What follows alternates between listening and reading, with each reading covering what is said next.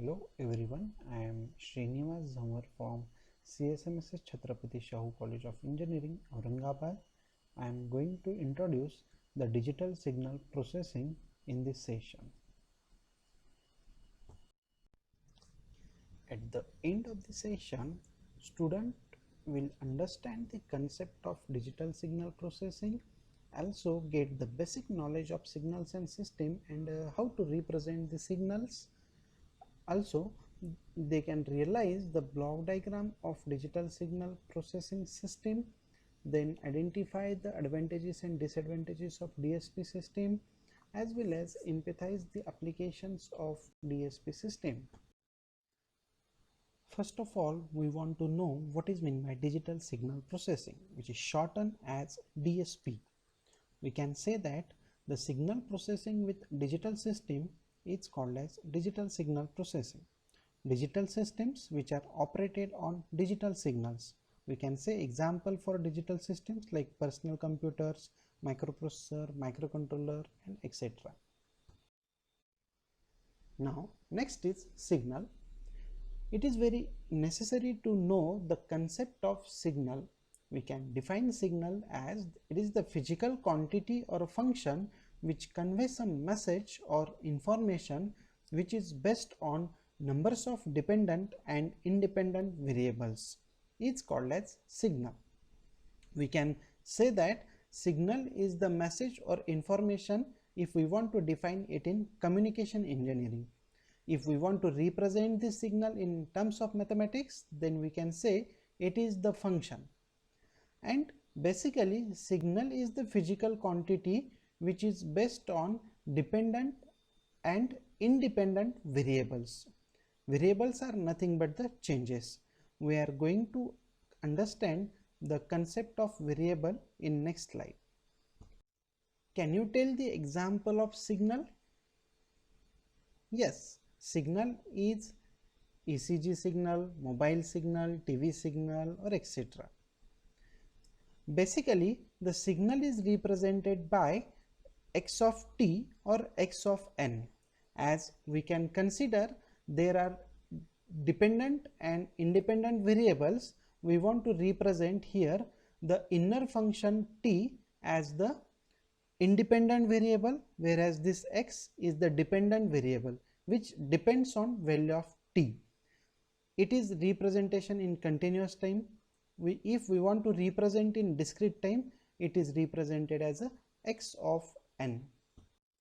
Here you can observe both x of t and x of n are the representation in time domain. Therefore, we want to represent it in small letters x, t, x, n. All are in small. Now I elaborate variables. Variables are nothing but the changes or variations. There are two types of variables: independent variable, dependent variable.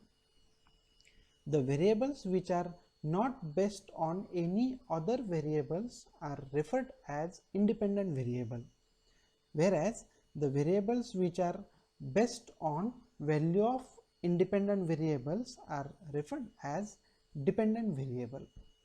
The things are more clear with one of the example. If I want to plot a sine wave, what is the procedure?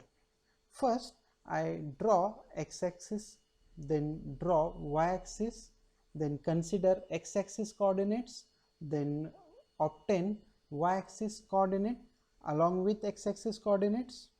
Here, for plotting, I represent t be the variable on x-axis and x of t, that is x, be the variable on y-axis. The value of t is considered as 0 to 10. Instead, we can consider value of t from 0 to 100, 0 to 50, because these values are independent, which are not based on any formula or anything, so that such variables are considered as an independent variable, and according to that we can find the values of y-axis coordinate. Therefore, the value of x of t is based on t, Therefore, it is called as dependent variable. We can consider while representing signal x of t or x of n, this t with the inner function which is independent and x with the outer function which is dependent. Same for discrete time signal x of n. Now next is classification of signals. Signals can be classified in various ways, but here we consider to classify signal the properties of signals. The signals are classified as continuous time signal or discrete time signal, periodic signal or non-periodic signal, energy signal or power signal, even signal or odd signal. These are nothing but the symmetric signal or anti-symmetric signal, deterministic signal or random signal. First is continuous time or discrete time signal. The signal which shows amplitude at each and every instant of time is called as continuous time signal, whereas the amplitude is represented only at particular instant of time, then it is called as discrete time signal. If we compare these two graphical representation, it is the continuous time signal, it is discrete time signal. How? If I want to consider value of t is equal to 0, at that time we can say what is the amplitude, it is 1. At t is equal to pi by 4, this is the value of amplitude. At t is equal to pi, this is the value of amplitude. At t is equal to 3 pi by 4, we can say this is the value of amplitude. In between, t is lies in between 0 to pi by 4. For all the values we can get the amplitude. Vice versa, if I want to consider value of amplitude at n is equal to 0, we can consider this value as 1. If at n is equal to 2, at n is equal to 4, n is equal to 3 and etc., we get the amplitude. But if I want to consider value which is lies in between 0 and 1, like 0.5, can you say amplitude here? No. It means at particular instant of time only it shows the amplitude. So such a types of signals are called as discrete time signal.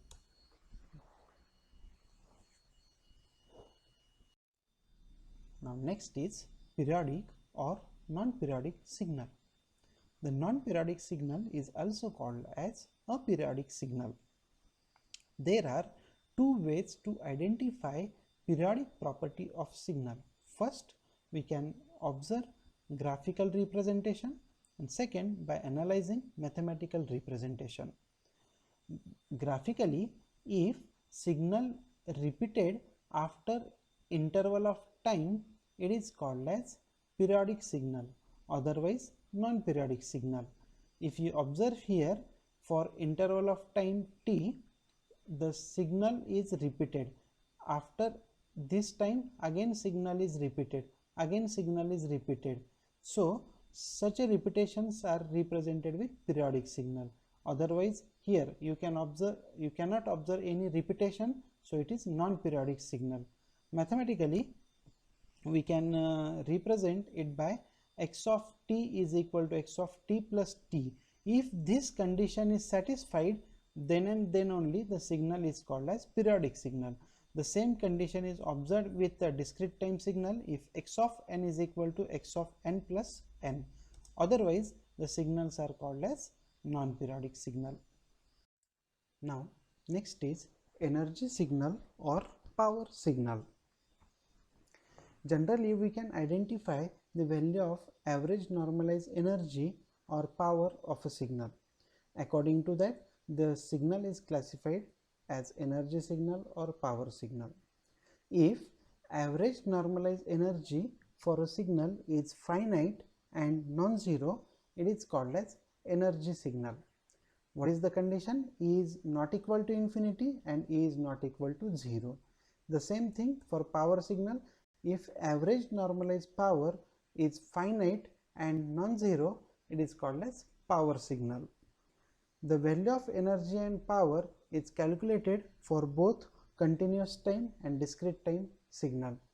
The value of energy is calculated in continuous time by considering integration, because the analysis of continuous time signal is done by integration, whereas analysis of discrete time signal is done by summation. The value of energy is calculated as integration minus infinity to infinity x of t bracket square with respect to t, whereas in discrete manner is calculated by summation n is for minus infinity to plus infinity x of n square.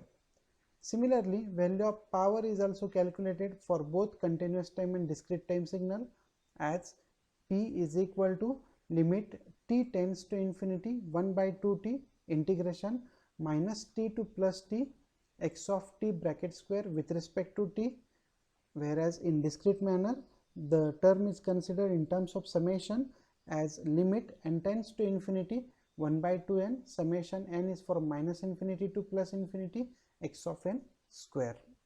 Here, when we calculate the value of energy or value of power, which term is going to find initially, because both having some of the calculations. So we take the base of power periodic signal and non-periodic signal to identify energy or power signal. We can calculate the value of energy for non-periodic signal and value of power for periodic signal generally. If we want to calculate value of power for energy signal, it is 0, and if we want to calculate value of energy for power signal, it is infinity. Now next is even or odd signal. These are also referred as symmetric signal or anti-symmetric signal or asymmetric signal. These are also identified by two ways. First, by observing graphical representation. Second, by analyzing mathematical representation. If we observe graphical representation, then if the signal is identical along y-axis, it is called as symmetric signal or even signal. How?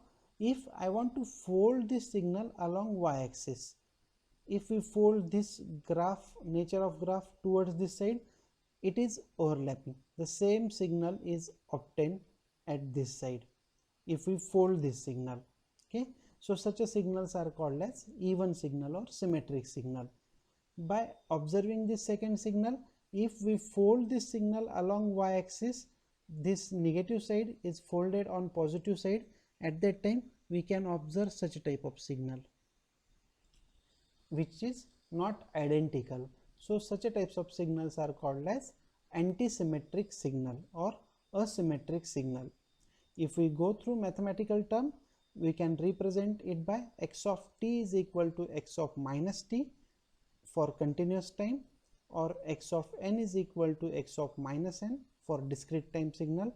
It is the condition to identify even or symmetric signal. Whereas discrete time signal, if these are not matched, or x of t is equal to x of minus t, or x of n is equal to minus x of minus n, such a types of signals are called as odd signal or anti-symmetric signal. Next is deterministic signal or random signal. These random signals are also called as non-deterministic signal. As the name indicate deterministic, it means it is determined by some of the formula or well-defined rule. If the signal is represented with a particular formula, such a signals are called as deterministic signal. Otherwise it is non-deterministic or random signal. If you observe here, we can say that it is the nature of sine wave. It is represented by a sine of omega t plus phi. What is the nature? What is the mathematical representation? What is the rule to represent this random signal? No any rule, no any mathematical function, so that such a signals are called as random signals. Now we have covered all the basic things related to signals. Now we move towards system. System is a device or algorithm or a processor which is used to perform various operations on signals based on dependent or independent variables. It's called as system. It means we want to perform some operation, means changes in signal. The changes are based on variables. Which type of variables? Both the variables, dependent variables or independent variables. We can consider by block diagram representation. If we provide input signal to one of the processor, one of the system, then we get the output. The nature of parameter are to be different when we compare input signal and output signal. Can you tell me one of the example of system? Yes, it is processor, filter, amplifier, or etc. Classification of systems. As we classify signals according to its properties, the systems are also classified with consideration of its properties. These are classified as first static or dynamic system, linear or non-linear system, then third time variant or time invariant system, fourth causal or non-causal system, fifth stable or unstable system. We define all the systems one by one. First, static or dynamic system. The output of a system depends only on present input, then such systems are called as static system, otherwise dynamic system. Therefore, dynamic systems are defined as the output of a system depends on present, past as well as future input. It's called as dynamic system. The representation of a present, past and future input with the mathematical form, if x of t is represented, it is present input, x of t minus something, it is past, and x of t plus something, it is future input. So according to that, we can identify by observing mathematical representation whether the system is static system or dynamic system. Second, linear or non-linear system. If the system satisfy superposition theorem, then it is called as linear system. The superposition theorem stated with identifying individual response and weighted response. If both are equal, the system is satisfying superposition theorem and it is linear system, otherwise non-linear system. Time variant or time invariant system. As the name indicate, it is based on time. So the system whose output is based on change in time, such as systems are called as time variant system, otherwise time invariant system. If we consider one of the example, if I want to perform one of the operation on a system, so that I use one of the processor, today I got some of the output. If I will perform the same operation tomorrow, then also I will get the same output. Such a time it is no any change according to time. So such a systems are called as time invariant system. Then causal or non-causal system. The output of a system which is not based on present, which is based on present or past input, such a system is called as causal system, otherwise non-causal system. It means the output of a system based on present, past and future input. It is called as non-causal system. Then stable or unstable system. If the system satisfies the condition of bounded input and bounded output, that is, if we provide finite input for the system and we get the finite output, such a systems are called as stable system, otherwise unstable system. By observing all these parameter and properties of a system, we want to select some of the properties of system in designing of system. Suppose we want to consider one of the property from static and dynamic, we select here dynamic property. If we want to consider one of the property, then we select linear property. Here we want to select time invariant system. Then based on various application, we can select causal or non-causal system, as well as stable or unstable system based on application. So basically, when we want to select one of the system which is to be designed, we generally consider two properties are included into it. First is linear, second is time invariant. Continuously it is called as linear time invariant system, LTI system. Basic components in DSP system. Basically, there are requirement of analog to digital converter and digital to analog converter while we want to perform any change in digital signals with digital signal processing. We know generally by nature no any signal in digital form. All the signals are obtained in analog form, and we want to perform digital signal processing so that these analog signals are converted into digital signal. For conversion, we use analog to digital converter, which includes sampling process. After that, while performing some operations on digital signals, again we want to convert this digital signal into analog form with the help of digital to analog converter. So in a digital system, digital signal processing system, we want to consider the sampling process with two blocks, analog to digital and digital to analog converters. We can observe here the example. The voice is the analog signal which is processed into digital form with the help of analog to digital converter. Then the digital system process the voice. It may be increase the amplitude, it may be decrease the amplitude or anything.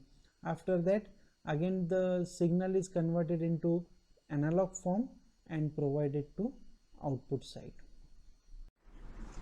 From last PPT, you have cleared that we want to select any analog signal and convert it into digital signal for digital signal processing.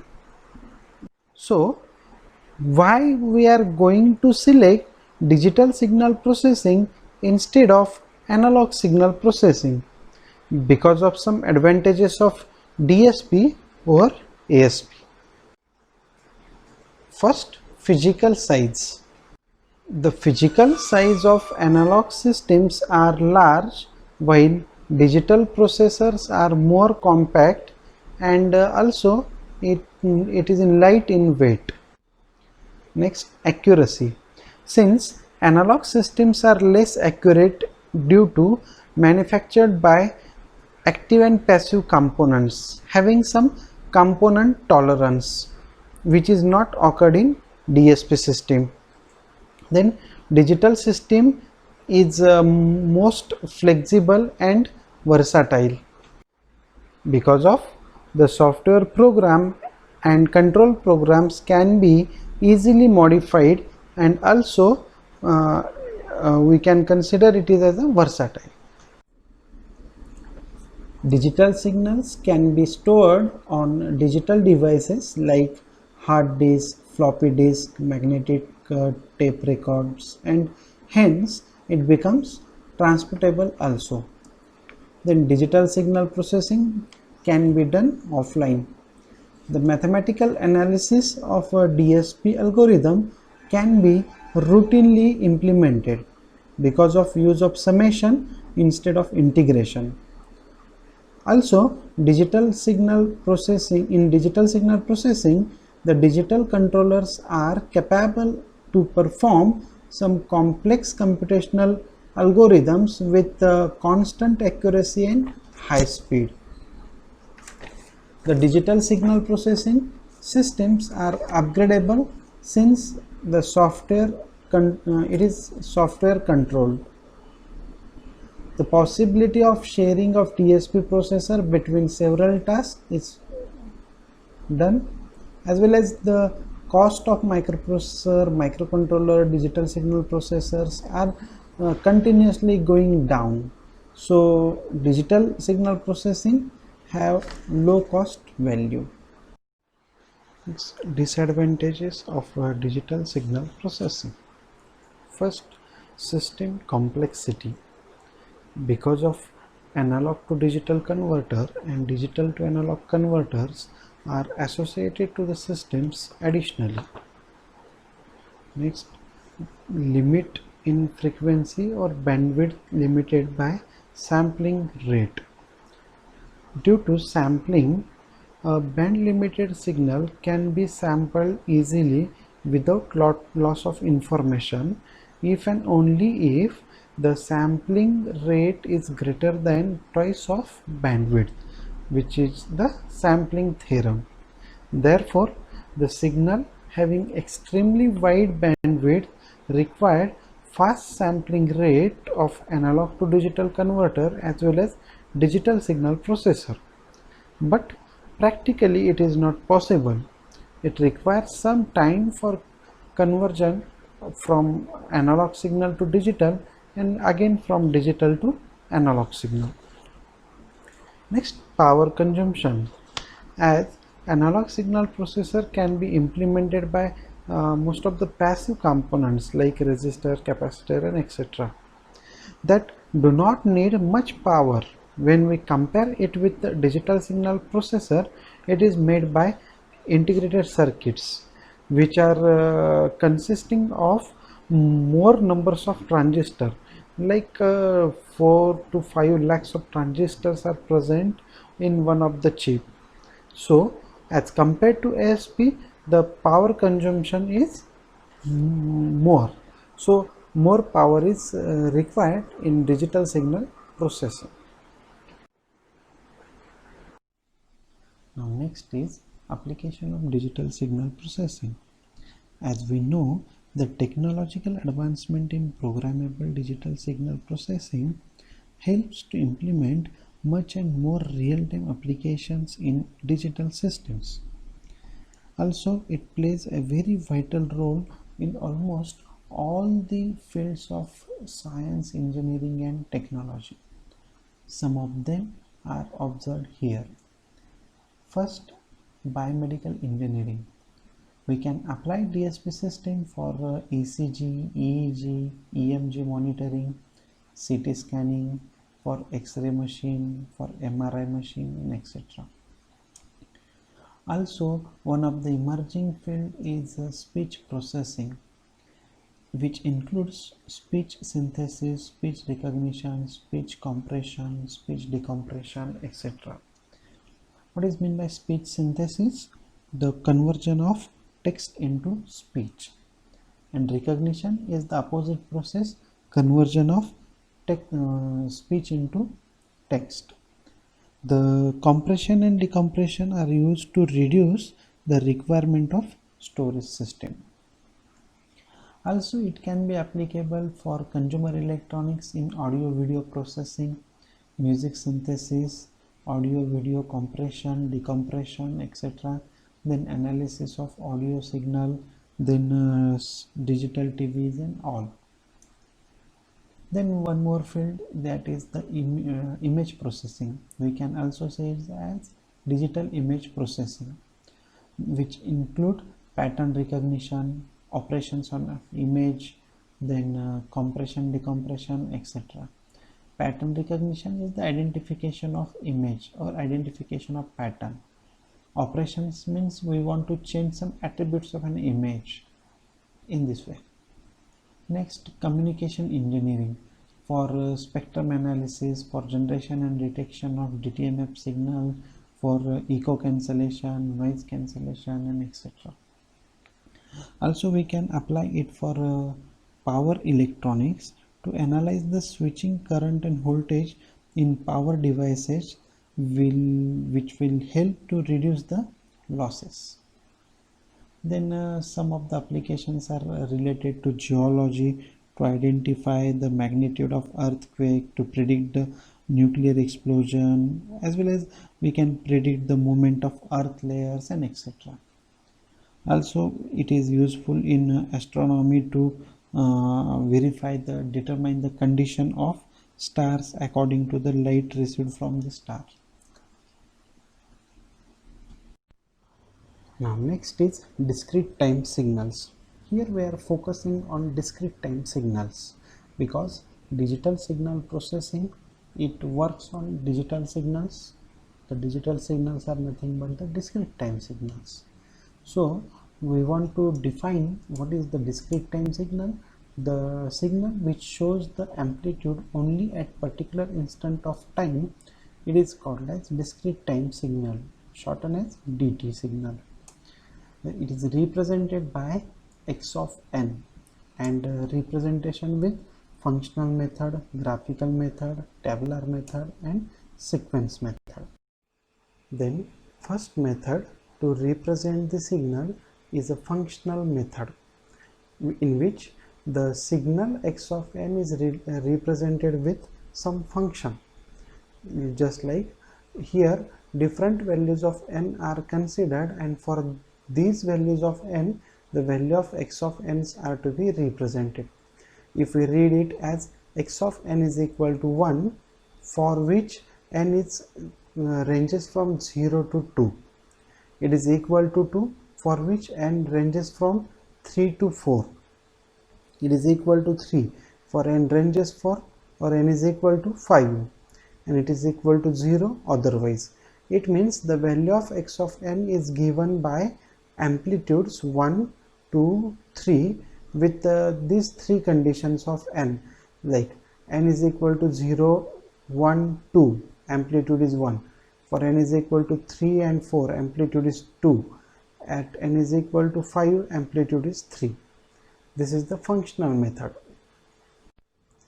Now next one is graphical method. In a graphical method, we represent the same signal in terms of graphical form. Initially we plot x-axis with the independent variable n and y-axis with the dependent variable x of n.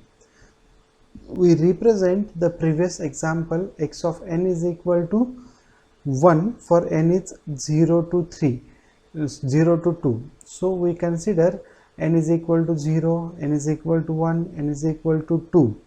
For these three values, x of n is equal to 1.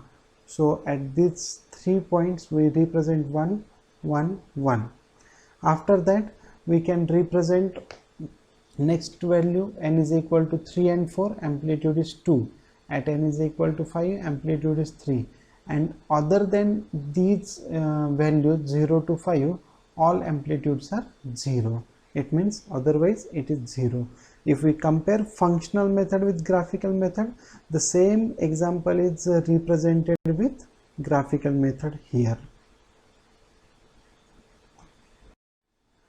Then next is tabular method. The same example is represented in tabular form, for which the values of n and x of n are represented in table. Here the different range of n which is considered for minus infinity to infinity is to be represented, and depending on that the value of x of n is to be proposed. So according to the amplitude represented, we can consider the range of n. For non-zero amplitudes representation, we consider this sequence for these values of n. So we focus here, n is from 0 to 5. As in our previous example, it shows the values from 0 to 5, some values of amplitudes are to be observed, and other than that the amplitudes are 0. So conditionally we consider n is from 0 to 2, 0, 1, 2, amplitudes are 1. For 3 and 4, amplitudes are 2. For 5, amplitudes is 3. And rather than minus 1, minus 2, minus 3 or 6, 7, 8 up to infinity, all amplitudes are 0. Now last is sequence method. We can represent value of x of n directly with the help of sequence as x of n is equal to in bracket 1 1 1 2 2 3. Here we want to represent arrow because arrow indicates the initial position. We can also consider it as we can write for n is equal to 0, the values are represented at n is equal to 0, then 1, then 2, then 3, then 4, then 5. Okay, at these values of n we represent the amplitude. At n is equal to 0, 1, 2 it is 1, for 3 and 4 it is 2, and 5 it is 3.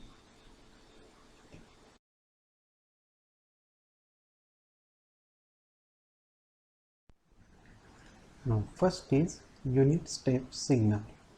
We can define unit step signal by u of n and define as u of n is equal to 1 for n is greater than or equal to 0 only.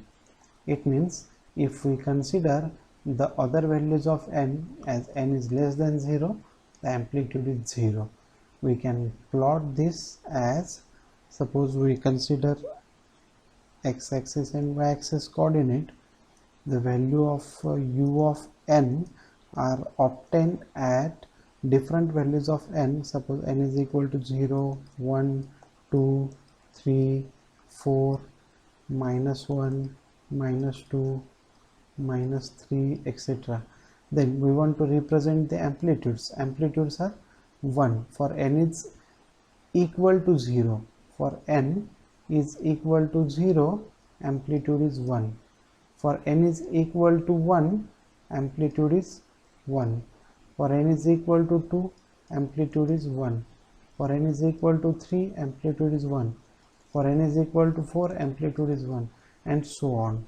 And for n is less than 0, it is minus 1, minus 2, minus 3, all amplitudes are 0. It is unit step signal. Unit impulse signal, it is represented by delta of n and given by delta of n is equal to 1 for n is equal to 0 only. For other conditions of n, otherwise it is 0. We can represent it with a graphical form as delta of n, its value is given as 1 only at condition of n is equal to 0, amplitude is 1. For other all values of n, amplitudes are 0. So delta of n is represented by value of amplitude delta of n is equal to 1 at n is 0 only. Unit ramp signal, generally it is represented by r of n and given by r of n is equal to n for n is greater than or equal to 0 only. If n is less than 0 or other value, then we can write r of n is equal to 0. It can be also represented by graphical form as r of n at n is equal to 0, amplitude is 0.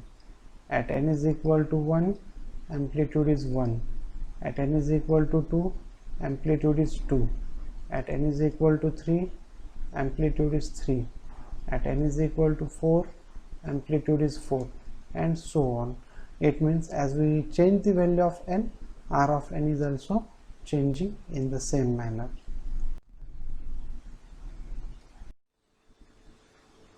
Okay, we will stop this session now. We will continue with the Fourier transformation and its concept in next lecture. Thank you.